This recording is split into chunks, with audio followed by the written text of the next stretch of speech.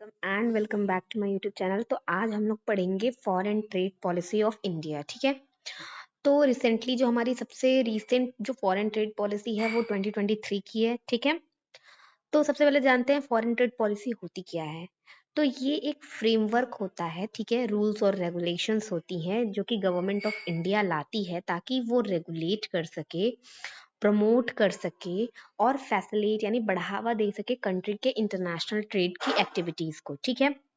Main जो purpose क्या होता है फॉरेन ट्रेड पॉलिसी का कि सबसे पहले कि इंडिया का एक्सपोर्ट सेक्टर बूस्ट हो जाए, बढ़ जाए। ठीक है। इसके अलावा जो ट्रेड प्रोसीजर्स हैं वो क्या हो जाए, सिंप्लीफाई हो जाए। ठीक है। ईज ऑफ डूइंग बिजनेस बढ़ जाए, एक्सपोर्ट प्रमोशन स्कीम्स लाना। ठीक है। इसके अलावा रीजनल डेवलपमेंट बैलेंस करना यानी एक हर रीजन बराबर बैलेंस्ड हो, और अलाइन करना यानी एक साथ मैच करना इंडिया की ट्रेड पॉलिसी को ग्लोबल स्टैंडर्ड्स के साथ। ठीक है। यानी जो भी ग्लोबल नियम कानून बने हैं उनके साथ। ठीक है। अब जो है पहले प्री 1991 से पहले इंडिया की जो फॉरेन ट्रेड पॉलिसी होती थी वो ज्यादा फोकस्ड होती थी प्रोटेक्शनिज्म के टुवर्ड। ठीक है। यानी इम्पोर्ट सब्स्टिट्यूशन के टुवर्ड। ठीक है। इम्पोर्ट को ज्यादा से ज्यादा सब्स्टिट्यूट किया जाता था। ठीक है। इन द सेंस कि इंडिया में ही चीजें ज्यादा बनाने की कोशिश की जाती थी। लोग सोचते थे कि उन्हें ज्यादा से ज्यादा बाहर से कोई चीजें इंपोर्ट ना करनी पड़े।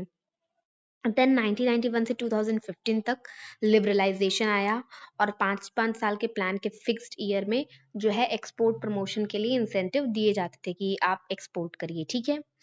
फिर 15 से 23 में और भी कई सारे थोड़ा सा हमारा जो इंटरनेशनल ट्रेड था वो फ्लेक्सिबल हो गया, एंड देन और भी कुछ इंसेंटिव्स दिए गए। ठीक है। एक्सपोर्ट को प्रमोट करने के लिए कुछ स्कीम आई जैसे कि MEIS स्कीम, जो कि होता है merchandise export from India scheme.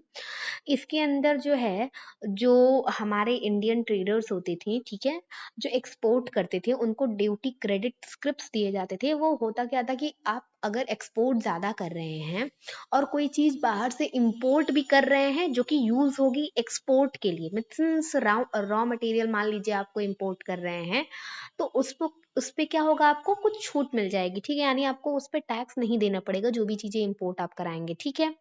इसी की तरह हमारी एक ROSCTL स्कीम भी होती थी जिसे rebate of state and central leaves and taxes scheme कहा जाता था।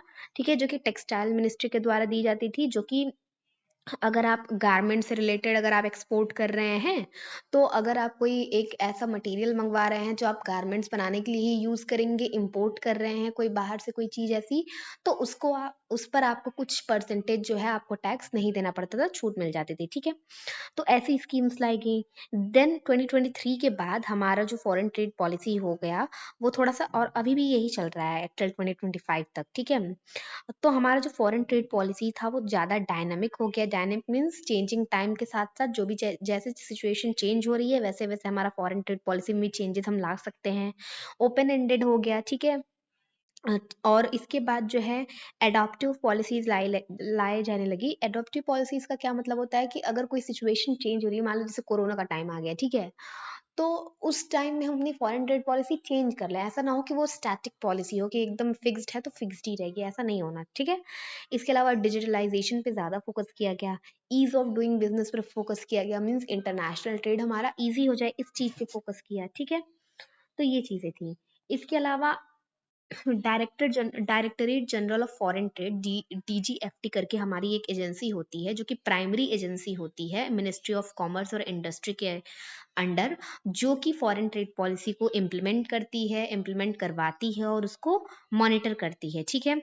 हमारा DGFT का काम क्या होता है कि पॉलिसी को फॉर्मुलेट करना, इम्प्लीमेंट करना, एज अ लाइसेंसिंग अथॉरिटी काम करती है। ठीक है। जैसे कि अगर आपको इंपोर्ट एक्सपोर्ट कोड्स या फिर एडवांस ऑथराइजेशन के लिए इन सब के लिए लाइसेंस चाहिए, तो आपको ये लाइसेंस प्रोवाइड कराती है और मॉनिटर करती है कि जो भी इंटरनेशनल ट्रेड पॉलिसीज है या फॉरेन ट्रेड पॉलिसीज में जो भी रूल्स रेगुलेशन है वो फॉलो हो रहे हैं या नहीं। ठीक है। ट्रेड को बढ़ावा देने में मदद करती है, एडवाइजरी बॉडी की तरह ये काम करती है। ठीक है। एक्सपोर्टर्स के लिए। ठीक है। ट्रेड ऑपरेशन सही हो ये भी ध्यान देती है। डिजिटल प्लेटफॉर्म्स लेके आती है DGFT। ठीक है। ई गवर्नेंस पोर्टल लेके आती है। ठीक है। जहाँ पर आप कोई भी चीज के लिए एप्लीकेशन डाल सकते हैं, वहीं पे वो चीजें प्रोसेस होंगी। ठीक है। जिसकी वजह से टाइम वाइम भी सेव हो जाता है। ठीक है। अब फॉरेन ट्रेड पॉलिसी का इंडिया के इंटरनेशनल ट्रेड और इकोनॉमिक ग्रोथ पर क्या इफेक्ट पड़ा है? तो सबसे पहला इफेक्ट है कि एक्सपोर्ट बढ़ा है हमारा, ठीक है। यानी हमारा जो इंडिया का एक्सपोर्ट है वो $450 बिलियन हो गया है इन रिसेंट ईयर, और हमारा जो टारगेट है क्या है, $2 ट्रिलियन बाई 2030, ठीक है। डाइवर्सिफिकेशन हो गया है, यानी एक्सपोर्ट्स हमारे अब ट्रेडिशनल सेक्टर से ज़्यादा भी हो रहे हैं, जिसमें सर्विस सेक्टर आ जा रहा है, कॉमर्स आ जा रहा है, और अब हम लोग गुड्स एक्सपोर्ट करने पर ज़्यादा ध्यान दे रहे हैं, ठीक है। इसके अलावा एमएसएमई एम्पावरमेंट, यानी जो ये मीडियम स्केल ये जो एंटरप्राइजेस होती थी, ठीक है, तो इनको जो है माइक्रो स्मॉल मीडियम एंटरप्राइजेस जो होती थी, इनको जो है थोड़ा सा ज़्यादा बूस्ट किया जा रहा है, ठीक है। इसके अलावा रीजनल डेवलपमेंट पे ध्यान दिया जा रहा है, ठीक है, जैसे कि डिस्ट्रिक्ट एक्सपोर्ट हब और टाउन ऑफ एक्सपोर्ट्स, ठीक है, इनको प्रमोट किया जा रहा है ताकि इंक्लूसिव ग्रोथ हो पाए, ठीक है। Foreign exchange earning, foreign trade policies की वजह से हमारी जो फॉरेक्स रिजर्व्स हैं, ठीक है, वो ज़्यादा अच्छी हो गई, हमारा ट्रेड बैलेंस इंप्रूव हो गया है, ठीक है। इसके अलावा ग्लोबल ट्रेड इंटीग्रेशन, यानी इंडिया की जो ट्रेड प्रैक्टिसेस हैं वो डब्ल्यूटीओ के नॉर्म्स के साथ अलाइन हो रही हैं, वो भी हमारा एक फॉरेन ट्रेड पॉलिसी का मेन ऑब्जेक्टिव हुआ करता था। और फ्री ट्रेड एग्रीमेंट्स इंडिया का ही साइन कर रहा है, ठीक है। इसकी वजह से हमारा जो मार्केट में पहुंच है ग्लोबल मार्केट में वो बढ़ रहा है, ठीक है। तो अब कैसे ट्रांजिशन हुआ? तो जो फॉरेन ट्रेड पॉलिसी 2025 लिखा है इसमें, तो वो 2023 को ही एक्चुअली दर्शा रहा है, ठीक है। तो यहाँ पर एक सिग्निफिकेंट इवोल्यूशन हुआ, ठीक है। पहले 2015 से लेके 20 तक एक फिक्स्ड पॉलिसीज होती थी, लेकिन जो हमारी फॉरेन ट्रेड पॉलिसी 2023 से जो अब तक 2025 तक फॉलो हो रही है वो ज़्यादा डायनामिक है, ओपन एंडेड है। डायनामिक मतलब विथ चेंजिंग, अगर आपका कोई सिचुएशन चेंज हो रहा है तो हमारी फॉरेन ट्रेड पॉलिसी में भी चेंज आ जाएगा। ओपन एंडेड है मींस कि कई सारे आप सोल्यूशन, एक चीज के कई सारे सोल्यूशंस हो सकते हैं, ठीक है। अब जो है जो 2015 से लेके 20 तक जो पॉलिसी थी वो 5 साल की एक फिक्स्ड पॉलिसी थी, ठीक है, ज़्यादा से ज़्यादा एक्सपोर्ट ओरिएंटेड थी। फॉरेन ट्रेड पॉलिसी 2023 में जो है सिंपल एफर्ट्स लिए गए थे, डिजिटल अप्रूवल्स लाए गए थे, और जो फॉरेन ट्रेड पॉलिसी जो हमारी 2023 वाली थी वो डायनामिक भी थी, ठीक है। उसमें डिजिटलाइजेशन भी ज़्यादा से ज़्यादा लेके आया गया था, ठीक है। तो अब जो फॉरेन ट्रेड पॉलिसी के 4 कोर्स जो है स्ट्रेटेजिक पिलर्स हुआ करते थे, ठीक है, 2023 के, ठीक है, उसे 2025 भी कह सकते हैं क्योंकि अभी तक कोई न्यू पॉलिसी नहीं आई है, ठीक है। तो 4 मेन पिलर्स हुआ करते थे, हुआ करते हैं, सॉरी, ठीक है। तो पहला क्या पिलर है कि इंसेंटिव टू रेमिशन, ठीक है, यानी ट्रेडिशनल एक्सपोर्ट इंसेंटिव्स नहीं दिए जाएंगे, हम जो है रेमिशन देंगे ड्यूटीज एंड टैक्सेस पर, reducing the cost burden on export, ठीक है। यानी क्या होता है कि हम जो है रेमिशन देंगे ड्यूटीज और टैक्सेस पे, जिसकी वजह से कॉस्ट बर्डन जो एक्सपोर्ट्स पे होता है वो घट जाए, ठीक है। इसके अलावा स्कीम्स कुछ लाएगी, जैसे रेमिशन of duties and taxes on exported product, ठीक है, यानी एक्सपोर्टेड प्रोडक्ट पर जो है ड्यूटीज और ये टैक्सेस वगैरह हटा दी जाएंगी, ठीक है, और उनको, या फिर अगर टैक्सेस वगैरह ऐसे लग रहे हैं तो उनको रिफंड कर दिया जाएगा, ठीक है। तो जिसकी वजह से एक्सपोर्ट सेक्टर हमारा ग्रो करे। ईज ऑफ डूइंग बिजनेस, यानी एक्सपोर्ट इंपोर्ट के जो प्रोसीजर्स थे जो पहले पेन पेपर पे हुआ करते थे उसको डिजिटलाइज कर दिया गया। फास्ट क्लियरेंस होने लगा, ऑटोमेटिक अप्रूवल्स होने लगे एडवांस ऑथराइजेशन के लिए, ठीक है। ईपीसीजी स्कीम के लिए, एक्सपोर्ट प्रमोशन स्कीम की स्कीम्स के लिए जो है ऑथराइजेशन हमारा डिजिटल होने लगा, ठीक है, पेपर वर्क कम हो गया, ठीक है। कई सारे गवर्नमेंट प्लेटफॉर्म्स आ गए, ठीक है। दूसरा तीसरा क्या था, कोलैबोरेशन फॉर एक्सपोर्ट प्रमोशन, यानी कोऑर्डिनेशन जो है, ज़्यादा से ज़्यादा कोऑर्डिनेशन हो एक्सपोर्टर्स में, स्टेट गवर्नमेंट, डिस्ट्रिक्ट एडमिनिस्ट्रेशन में, ठीक है। और इसके थ्रू लोकल सॉल्यूशंस निकाले जाएं, डिस्ट्रिक्ट एक्सपोर्ट हब बनाए जाएं, towns of export of excellence बनाया जाए, ठीक है, जिसकी वजह से हमारा एक्सपोर्ट प्रमोट हो, ठीक है।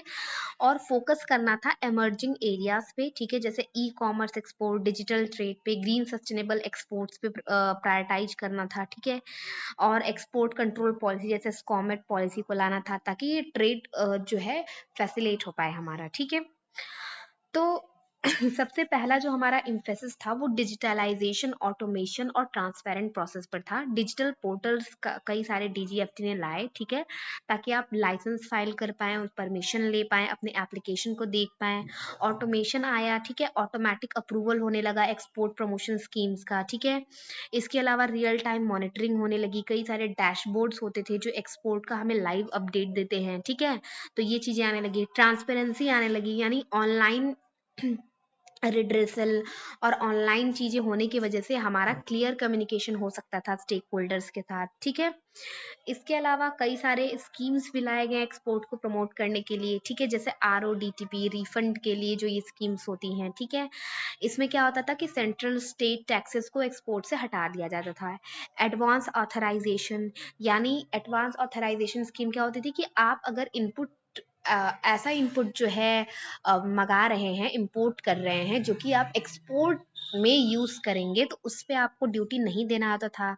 Export promotion capital goods scheme लाई गई। इसका मतलब क्या होता था कि अगर आप कैपिटल गुड्स इंपोर्ट कर रहे हैं जो कि आप यूज करेंगे एक्सपोर्ट सेक्टर में, तो उस पर आपको जो है कोई भी ड्यूटी वगैरह नहीं देनी होती थी, कोई भी टैक्सेस नहीं देने होते थे, ठीक है। फिर हमारा इसमें था कि ज़्यादा से ज़्यादा सस्टेनेबिलिटी पे फोकस किया गया था, ठीक है, ग्रीन एक्सपोर्ट्स पे ज़्यादा फोकस किया गया था। ग्लोबल स्टैंडर्ड्स को फॉलो करके, एनवायरमेंटल प्रोटोकॉल्स को फॉलो करके जो हम ट्रेड कर रहे थे, ठीक है। और स्कॉमेट जैसी पॉलिसीज भी लाई जा रही थी, ठीक है, एक्सपोर्ट को कंट्रोल करने के लिए, कि ज़्यादा हार्मफुल केमिकल्स में हमारा एक्सपोर्ट्स ना हो, ठीक है, तो ट्रेड की सिक्योरिटी को बढ़ाने के लिए, ठीक है। इसके अलावा हम कुछ मेजर एरियाज पे फोकस कर रहे थे, और अभी भी हमारे इसी एरिया में ज़्यादा से ज़्यादा ट्रेड हो रहा है, जैसे टेक्सटाइल या फिर अपैरल हो गया, फार्मास्यूटिकल्स हो गया, इंफॉर्मेशन टेक्नोलॉजी हो गया, एग्रीकल्चर, फूड प्रोडक्ट्स में, इंजीनियरिंग गुड्स और केमिकल गुड्स में हमारा जो है ज़्यादा से ज़्यादा ट्रेड हो रहा है, ठीक है। इसके अलावा MSME भी हमारा लगभग 40% इंडिया के एक्सपोर्ट सेक्टर में कंट्रीब्यूट करता है, ठीक है। फिर उसके अलावा जो होता है ग्लोबल सप्लाई चेन हमारा बढ़ गया है, ठीक है। एक्सपोर्ट प्रमोशन स्कीम्स आ गई हैं, कुछ स्कीम्स जैसे कि remission of duties and taxes on exported product आ गया है, यानी अगर आप जो है कि कोई भी चीज एक्सपोर्ट करने के लिए, वो एक्सपोर्ट करने के लिए बना रहे हैं, तो आपको कुछ ड्यूटीज आपको नहीं देनी पड़ेंगी, जैसे इलेक्ट्रिसिटी बिल आपको नहीं देना पड़ेगा, मंडी का जो टैक्स लगेगा आपको वो नहीं देना पड़ेगा। एडवांस ऑथराइजेशन स्कीम, इसमें क्या होता है कि अगर आप इंपोर्ट, जैसे मैंने बताया कि अगर आप कोई गुड्स इंपोर्ट कर रहे हैं बाहर से, जिसको आप यूज करेंगे मैन्युफैक्चरिंग के लिए, और वो मैन्युफैक्चर होके कहाँ पे एक्सपोर्ट होगा, तो उसके लिए आपको क्या कोई ड्यूटी नहीं देनी पड़ेगी। अगर आप कोई export promotion capital good scheme, अगर आप कोई गुड कैपिटल गुड मंगा रहे हैं जिसे आप एक्सपोर्ट करना चाहते हैं, तो उस पे आपको कोई भी ड्यूटी नहीं देनी पड़ेगी। ड्यूटी फ्री इंपोर्ट ऑथराइजेशन, यानी ड्यूटी फ्री इंपोर्ट्स हो सकता है इनपुट्स का, जो कि एक्सपोर्ट गुड्स मैन्युफैक्चरिंग सेक्टर में यूज होंगे, ठीक है। इसके अलावा डिस्ट्रिक्ट एक्सपोर्ट हब और टाउन्स ऑफ एक्सपोर्ट एक्सेलेंस बनाए गए, ठीक है, इनको बनाया गया ताकि हमारा एक्सपोर्ट ज्यादा से ज्यादा बढ़ पाए, ठीक है, डिसेंट्रलाइज हो पाए एक्सपोर्ट, ठीक है, इंफ्रास्ट्रक्चर क्रिएट हो पाए, ठीक है, एनहांस हो पाए एक्सपोर्ट कैपेसिटी, लोकल इंडस्ट्री की इंफ्रास्ट्रक्चर इंप्रूव हो पाए, ठीक है। इसके अलावा हब्स को आइडेंटिफाई किया गया। हब्स क्या होते हैं? जहां पर एक्सपोर्ट पोटेंशियल प्रेजेंट होता है, ठीक है, एक्सपोर्ट ओरिएंटेड इंडस्ट्रीज को पहचाना गया, ठीक है, इनको प्रायोरिटी दिया गया, गवर्नमेंट की सपोर्ट और फंडिंग प्रोवाइड करी गई। टाउन्स ऑफ एक्सपोर्ट एक्सीलेंस लाया गया। ये क्या होता है टाउन्स ऑफ एक्सपोर्ट एक्सीलेंस? ये छोटे छोटे अर्बन सेंटर्स होते हैं जिन्हें अपने एक्सेप्शनल एक्सपोर्ट के लिए जाना जाता है, कुछ पर्टिकुलर सेक्टर में, नीच सेक्टर में। नीच सेक्टर क्या होते हैं कि वो सेक्टर्स होते हैं जहाँ पे ज्यादा कोई प्रमोट नहीं कर, जैसे कि ऑर्गेनिक फार्मिंग, ये ज्यादा लोग वो ऑर्गेनिक फार्मिंग नहीं कर रहे हैं, बट क्योंकि इसकी डिमांड ज्यादा है, इसकी वैल्यू ज्यादा है, तो उन सेक्टर्स को प्रमोट करा जाए, ठीक है। जैसे कि लेदर हो गया, हैंडीक्राफ्ट्स हो गए, एग्रीकल्चरल प्रोडक्ट्स हो गए, वो भी और ऑर्गेनिक एग्रीकल्चरल प्रोडक्ट्स, ठीक है। इसकी वजह से वहाँ के लोगों को जॉब क्रिएशन होगा, उनकी लिवलीहुड जो है ज्यादा से ज्यादा बढ़िया होगी, लोकल इकोनॉमीज ग्रो करेंगे, इनोवेशन होंगे, ठीक है। रीजनल इकोनॉमिक डेवलपमेंट और एक्सपोर्ट को डाइवर्सिफाई करना, बैलेंस ग्रोथ करना, एक्सपोर्ट को डाइवर्सिफाई करना, इंक्लूसिव डेवलपमेंट करना है, इंफ्रास्ट्रक्चर को बूस्ट करना, ठीक है। इसके अलावा e commerce exports from India, यानी ई कॉमर्स एक्सपोर्ट सेक्टर जो है होगा हमारा रैपिड एक्सपेंशन देखेगा, ठीक है।